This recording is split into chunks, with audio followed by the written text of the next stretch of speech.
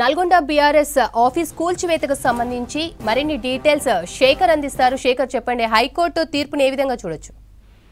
శ్రవంతి, నల్గొండలో బీఆర్ఎస్ పార్టీకి సంబంధించి కార్యాలయం అక్రమంగా కట్టిరు అని చెప్పేసి గతంలో కూడా మంత్రి అనేక మార్లు చెప్పుకొచ్చారు. ఇక ఆ కార్యాలయాన్ని అక్కడి నుంచి తొలగించాలి, అది ప్రభుత్వ భూమి, ఆ భూమిలో ఎలాంటి అనుమతులు లేకుండా కట్టారు అని చెప్పేసి కూడా చెప్పుకొచ్చారు. దాంతో బీఆర్ఎస్ నాయకులు కూడా ఇటీవల కాలంలోనే ఈ రెండు పార్టీల మధ్య యుద్ధం జరుగుతుంది. మంత్రి కోమటిరెడ్డి వెంకరెడ్డి ఈ మున్సిపల్ అధికారులను పిలిపించి దానిపై ఎంక్వైరీ చేసి బీఆర్ఎస్ పార్టీ కార్యాలయం ఎక్కడైతుందో అక్కడ పూర్తిగా ఎంక్వైరీ చేసి నిజంగా కూడా నిబంధనలకు విరుద్ధంగా ఉంటే దాన్ని వెంటనే తొలగించండి అని చెప్పేసి కూడా ఆదేశాలు జారీ చేశారు. దాంతో మున్సిపల్ అధికారులు కూడా అక్కడ విచారణ కొనసాగించారు. ఈ మధ్య కాలంలోనే మళ్ళీ బీఆర్ఎస్ పార్టీకి సంబంధించిన నాయకులంతా కూడా బీఆర్ఎస్ కార్యాలయానికి అన్ని అనుమతులు ఉన్నాయి, ఎలాంటి అనుమతులు లేకుండా నిర్మించాము అని చెప్పడం అది అబద్ధం అని చెప్పేసి కూడా వాళ్ళు చెప్పుకొచ్చారు. కానీ ఈ రోజు హైకోర్టులో బీఆర్ఎస్ పార్టీ నాయకులకు ప్రజాప్రతినిధులకు చుక్కెదురైందని చెప్పుకోవచ్చు.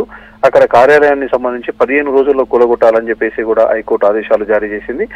వెంటనే అంటే పార్టీ కార్యాలయం రెగ్యులర్ చేసే విధానంలో మున్సిపల్ శాఖ అధికారులు ఆదేశాలకు సంబంధించి హైకోర్టులో పిటిషన్ ఇచ్చారు. పార్టీ కార్యాలయం నిర్మించిన తర్వాతనే మళ్ళీ అనుమతులు పొందారు అని చెప్పేసి కూడా చెప్పుకొచ్చారు. డిటిసిపి అనుమతులు లేకుండా ఇది నిర్మించారని డిటిసిపి అధికారులు కూడా దానికి వివరణ ఇచ్చారు. దాంతో ఇప్పుడు పెద్ద ఇష్యూ నడుస్తుంది. ఇప్పుడు ప్రస్తుతం అయితే పార్టీ కార్యాలయాన్ని కూల్చాలి అని చెప్పేసి హైకోర్టు ఆదేశాలతో మున్సిపల్ శాఖ అధికారులు మరి ఎలా స్పందిస్తారు అనేది చూడాలి. ఇక అనుమతులకు సంబంధించి మాత్రం మొదటి నుంచి కూడా చెప్పుకొస్తున్నారు, అది ప్రభుత్వ భూమి, దాన్ని చాలా తక్కువ ధరకి రూపాయికే కొనుగోలు చేశారు. దాదాపు 100 కోట్ల విలువ చేసే ల్యాండ్ అది నల్గొండకు హైదరాబాద్ రోడ్లో నల్గొండలో నడిగొడ్డున భూమి ఉంటుంది. ఆ భూమికి సంబంధించి వాల్యుబుల్ ల్యాండ్, ఆ ల్యాండ్ ని కమర్షియల్ కాంప్లెక్స్ కు ఉపయోగించి కూడా మున్సిపాలిటీకి రెవెన్యూ వస్తుంది. కానీ బీఆర్ఎస్ నాయకులు దాన్ని తక్కువ ధరకు కొనుగోలు చేసి అది కూడా ఇల్లీగల్ గా కన్స్ట్రక్షన్ చేశారు, ఎలాంటి అనుమతి లేకుండా కన్స్ట్రక్షన్ చేశారు అని చెప్పేసి కూడా ఇప్పటికే మంత్రి చెప్పుకొచ్చారు. హైకోర్టులో కూడా ఇప్పుడు ఈ రోజు పిటిషన్ వేసిన దానికి సంబంధించి కూల్చేయాలని చెప్పేసి హైకోర్టు ఆదేశాలు జారీ చేయడం తోటి